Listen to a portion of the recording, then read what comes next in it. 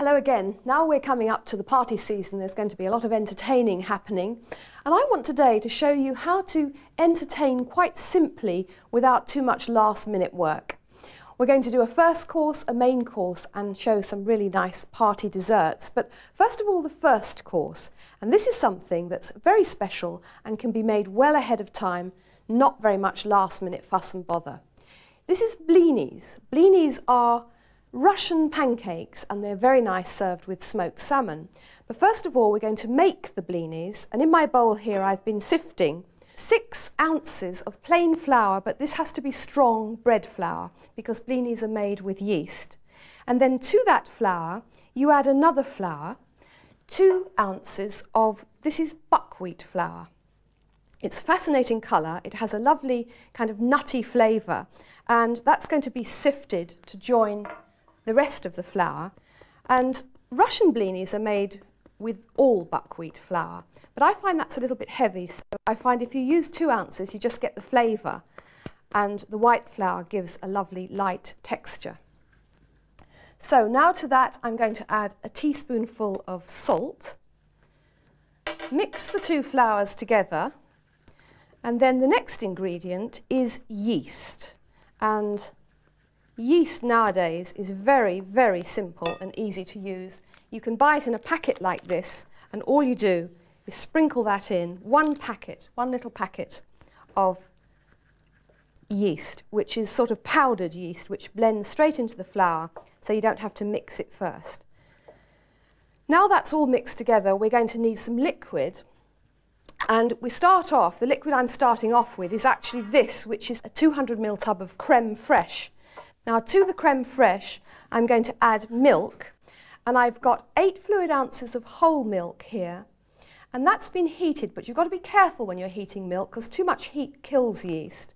So what you need to do is heat it to the stage where you can put your little finger in and hold it there for a few seconds without any discomfort.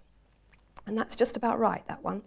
So now I'm going to add the milk to the crème fraîche and blend the two together, and then it has one more ingredient, and that is egg yolks.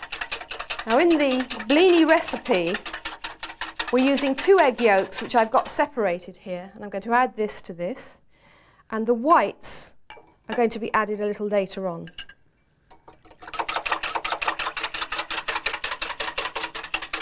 The good thing about blinis is you can make them well ahead.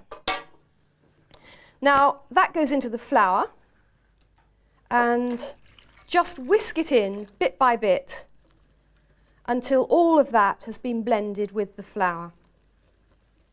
And what you end up with is a batter that's a little bit thicker than a pancake batter as we would know it, but fairly liquid batter.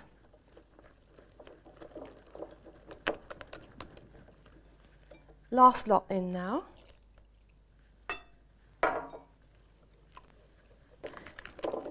Now when all that's thoroughly blended, what you have to do next is leave it aside for about an hour, and you cover it with a cloth and you put it in a warm place. Or you could put this bowl inside, say, a washing up bowl filled with warm water, and that would keep it warm. And then we'll have a look at it after an hour. As you can see, after an hour it begins to bubble, and I'm always reminded when I watch yeast in action of Elizabeth David's words. She wrote this wonderful book about yeast cookery and bread making, and she said that however many times she tried to describe it, at the end of the day yeast was still a mystery. You couldn't describe how it happened, and I think she was right. So next you whisk the 2 egg whites up to the stiff peak stage like this and incorporate the egg whites to the batter. Then as soon as all the egg white is folded in, you can have some more time off, go away, leave it in a warm place again, covered with a cloth, and that will take another hour to be ready for cooking. Then after the second hour the fun really begins, because then you can actually make the blinis. And what you need to make the blinis is a good solid frying pan. Now, you need the heat at medium, and then you need to moisten the pan. And the way to do this is 3 sheets of absorbent kitchen paper, and I've just rolled them up into a wodge, and I've got 1½ ounces of melted butter here. And what I'm going to do is dip that into the butter and then just lubricate the pan, because that's all it needs. It doesn't need any more butter than that. And now we'll make our first blini. Take a tablespoonful of the mixture, pop it into the pan, and then put ½ a tablespoon on top of that. So 1½ tablespoons for each blini. And then the blini will take about 40 seconds to cook on one side. You can tell when to flip it over because you'll find lots of little holes appearing in the surface. The bubbles, which we've been looking at, will begin to burst, and then it's time to flip the blini over. Right, now we're going to turn it over, flip it onto its other side, and then this time you count to 30 seconds. Now I know you're thinking, well, this is supposed to be simple. I'm not going to stand making blinis while my guests are waiting, but you don't have to, because they can be made early in the day and then they can be warmed through in a low oven in foil.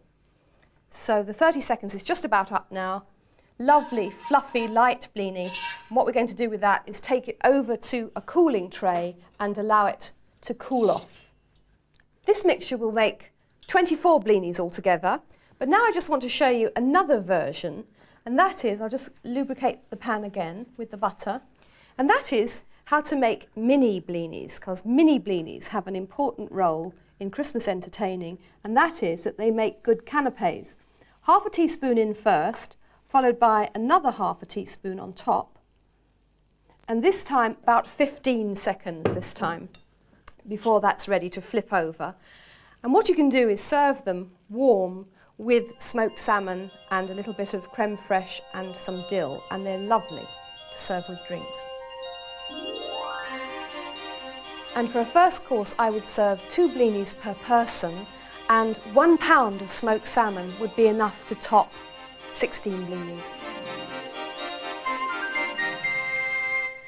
Well, that was a very easy first course. Now I want to show you an equally easy main course. This is lamb braised in Beaujolais, and you start off by roasting some vegetables, and you can do that quite early on in the morning, very well in advance. And to do it, what you do is put a roasting tray in the oven with 3 tablespoons of oil in it and preheat it to its highest setting, the oven, so it's really, really hot. So the vegetables, when they go into the fat, will hit some very high heat. This is more or less the way we roasted vegetables in the summer. And what I'm going to do now is add some vegetables to that very, very hot oil. And whilst I add them, I'll tell you what they are. I've got in my bowl here ½ a pound of carrots, ½ a pound of turnips, 1 pound of parsnips, and 1½ pounds of potatoes, and 8 shallots. The skins are on the potatoes, and you'll see that they've all been cut more or less into the same size piece. You'll also notice there are these little fellows here, which are garlic cloves, and they're going in actually whole in their skins, 3 garlic cloves. Now what you do is just turn them around in the oil so they all get a good coating, and then give them a seasoning of freshly milled pepper and salt. Then put them back in that very, very, very hot oven and pre-roast them for about 25 to 30 minutes until they become nice and toasted at the edges. So they're approximately ½ an hour in the oven, but you do need to turn them over at half time just to get them toasted on all sides. And this is what they look like when they come out of the oven. And as I said before, you can prepare this well in advance and just let them get cold and put them in with the lamb later on. And I'm just going to show you what to do with the lamb now. You need to have a good large roasting pan or braising pan, because you need room for a leg of lamb, which I've got here, and room for the vegetables to go round the edge. And this is now going to go into an oven preheated to the same temperature as the vegetables were, that is to its highest setting. But first of all, you put a little bit of olive oil, about a tablespoonful, over the surface of the lamb because this helps to give it a nice colour. And lamb at this time of the year, which is bigger, as you can see here, more mature, responds really well to braising. And that's what's going to happen. It's going to be braised. First of all, I'm going to just put some seasoning, salt and freshly milled pepper, and then it gets an initial cooking at that high temperature for just half an hour. Pop it into the oven and leave it there for half an hour. Then after that initial 30 minutes cooking at a high temperature, remove the lamb from the oven and immediately turn the temperature down to gas mark 3 or the equivalents. And the next stage is to place the roasting pan over direct heat, and now it's going to have the Beaujolais. So you just pour the Beaujolais round the lamb, and I'm afraid it's going to be a whole bottle. But believe me, it's worth it, and it's going to serve 6 or 8 people. So that's really not very much Beaujolais in the end. Pour the Beaujolais round the lamb, then just sort of baste it a bit to start giving it some moisture on the top. And then I'm going to add some herbs, and I've got a teaspoonful of chopped fresh thyme leaves here. I'm just going to scatter those over the surface of the lamb. And I've also got a teaspoonful of bruised chopped rosemary leaves as well to give a nice flavour. Then we're going to return it to the oven for an hour and a half slow cooking, but first of all I'm going to give it a lid, and the lid in this case is going to be a tent of foil. So you take a large piece of double foil, make a little tent round the lamb like that, and then back it goes into the oven to sit happily and leave you to do other things for 1.5 hours. Then the only work you'll be required to do is after 1.5 hours, just add the prepared vegetables and then just add a few sprigs of herbs. I've got a bay leaf here, a couple of sprigs of rosemary, a couple of sprigs of thyme. And what I'm now going to do is recover that with the foil and tell you that you're now free for yet another 1.5 hours as that goes back into the oven. Now the final bit of hard work for you is just to finish off the sauce. You remove the lamb to a warm serving platter, put the vegetables round it, cover it with foil, let it relax, then you just put all the juices into a saucepan like this, let them bubble and reduce just a little bit, and then you add, first of all, a heaped teaspoonful of red currant jelly, give that a little whisk into the sauce, and then you remember the garlic cloves that got roasted in the beginning in their skins. Well, what's going to happen now is the pulp, the cooked pulp of the garlic cloves is going to be squeezed out like that and added to the sauce. So what you've got here is a sauce that's just very slightly sweetened with red currant jelly and then flavoured with cooked braised garlic. There we are. Now just give that a final whisking, and your lamb in Beaujolais is all ready to serve.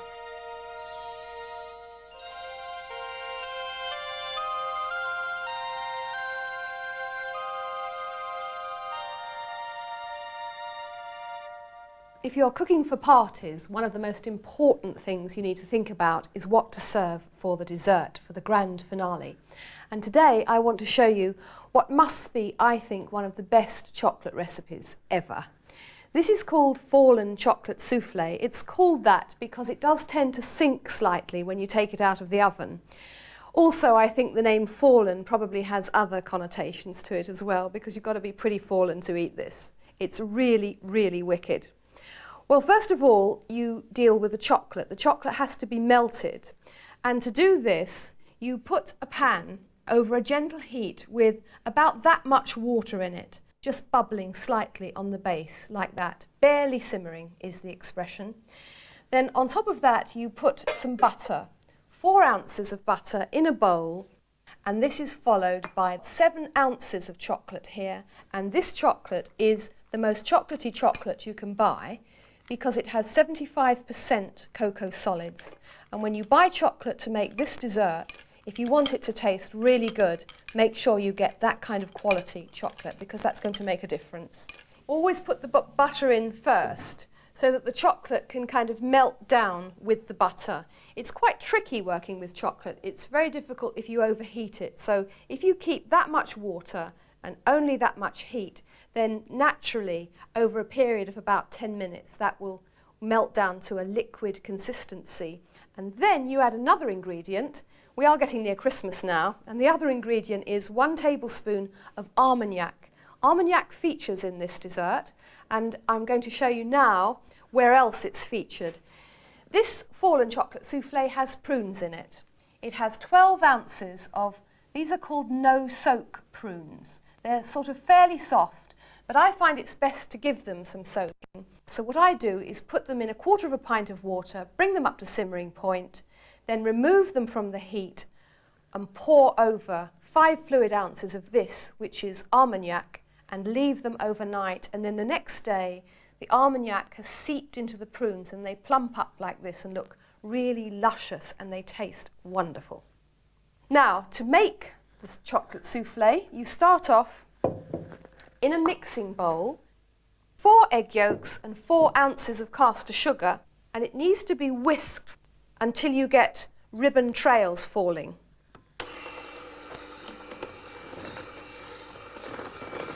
Now that does in fact need about 5 or 6 minutes.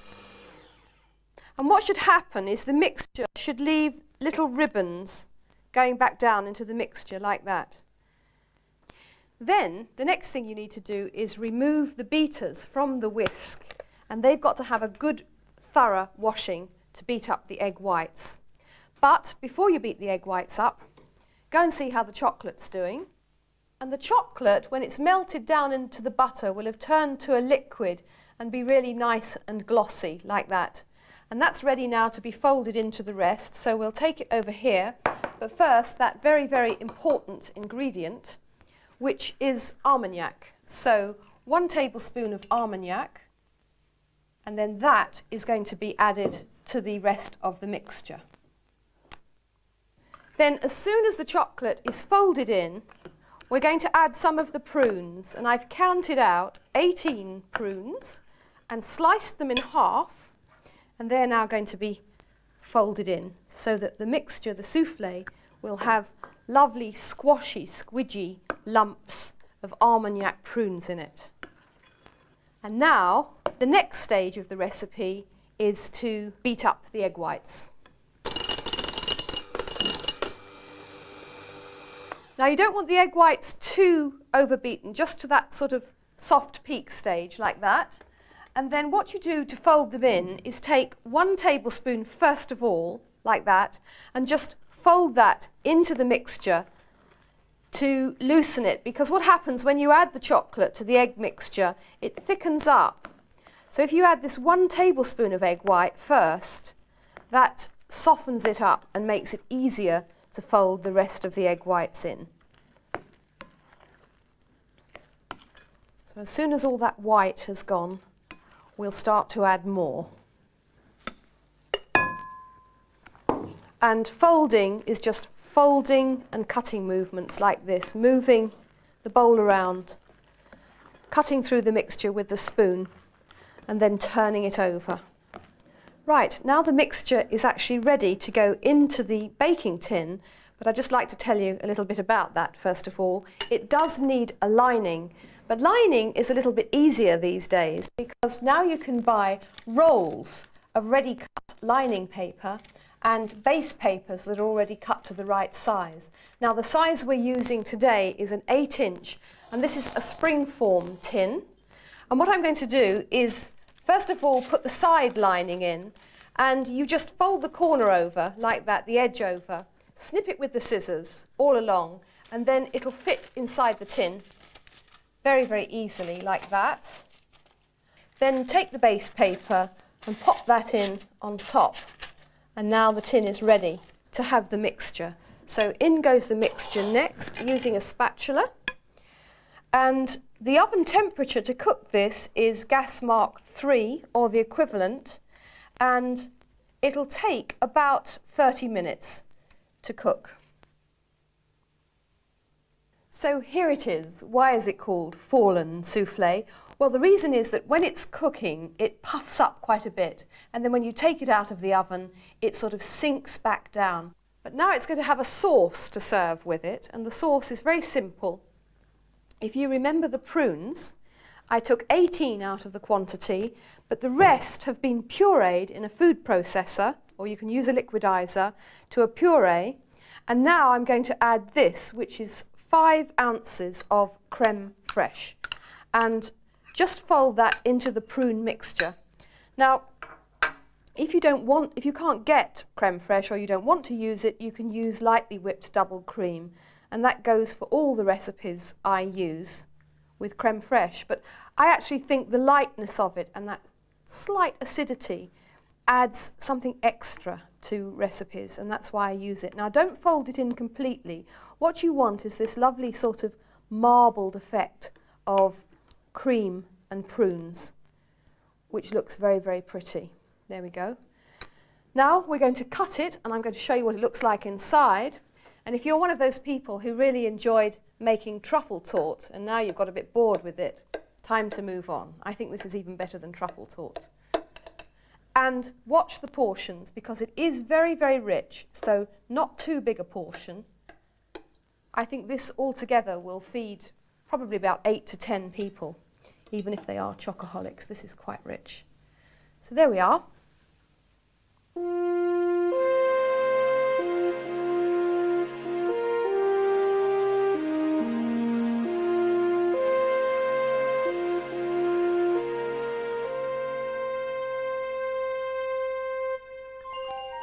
Cheesecakes are always great for parties, and here are my top 3 for the winter collection. This one here is banoffee cheesecake.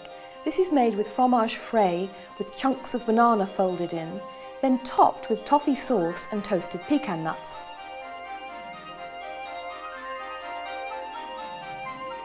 This is a lemon ricotta cheesecake, very light and fluffy, and served with a confit of lemons, so it's very lemony.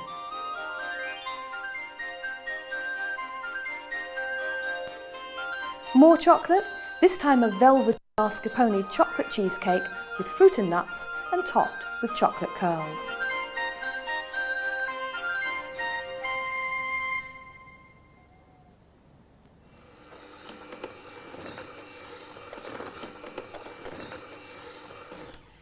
These egg whites, 2 egg whites, beaten to the soft peak stage, are going to make that famous Italian recipe called tiramisu, which in English really is coffee trifle. And now I'm just going to switch the egg whites around for this, which is the main ingredient. It's a wickedly wonderful ingredient, and it's called mascarpone, and it's thick Italian cream cheese. It's absolutely divine. Now, when it comes out of the tub, there's 8 ounces there. It tends to be rather stiff. So first of all, I'm just going to break it down with my whisk to soften it. And then in my jug in front of me, I've got 3 egg yolks, and the egg yolks have been beaten with 2 ounces of caster sugar for 3 minutes. And you can see there's hardly any egg yolk colour there. That's because all the air's been beaten in and the colour has gone, and so they're really pale. So that's how you need it to look. Then that goes in with the mascarpone, and I'm going to switch on again and just blend all that together. And then as soon as that's thoroughly blended, I'm then going to incorporate the egg whites.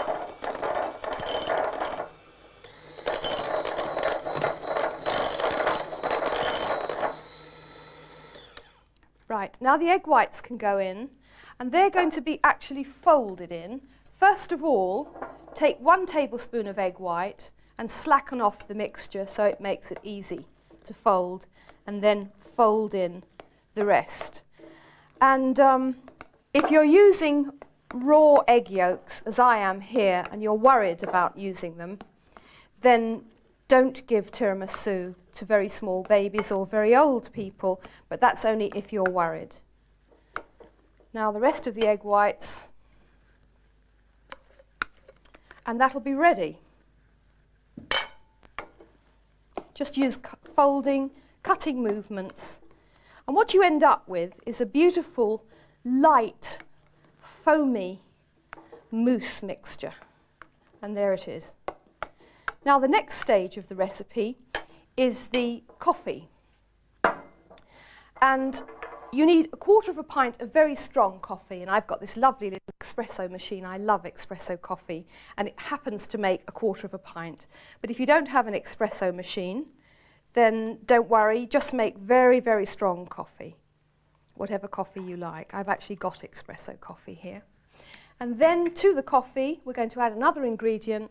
This is 3 tablespoons of dark rum.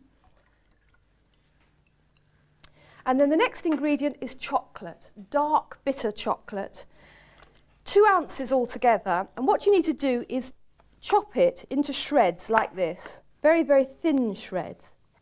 And then when you've chopped the shreds, you just go across with a knife like that, so you've got even smaller shreds. And 2 ounces altogether. Now, you can make tiramisu, if you like, in a large 3-pint dish. But I think it's nice to serve it in individual servings, so I use 6 7 fluid-ounce glasses. The next ingredient are these, and these are called boudoir biscuits. And for this recipe you need 24 of these. And what you do is you break them in half. They're quite crisp. Break them in half and then just dip them into the coffee and rum mixture. And start off they go soft very quickly, so don't leave them in too long. Start off with 3 pieces in the base of your glass, like that. And then you take a tablespoonful of your mascarpone mousse mixture and put that on top. Then you have a sprinkling of chopped chocolate on top of that. And then you put more biscuits in. Another tablespoon of the mascarpone mixture on top. More chopped chocolate over the top of that, giving it quite a good covering. And then finally, we're going to have a sprinkling of cocoa powder, and that is Italian coffee trifle or tiramisu. Well, I hope you'll enjoy those entertaining and party recipes as much as I do, and I hope you're going to come back and join me again next time when we'll be cooking some cold weather comfort food and casseroles.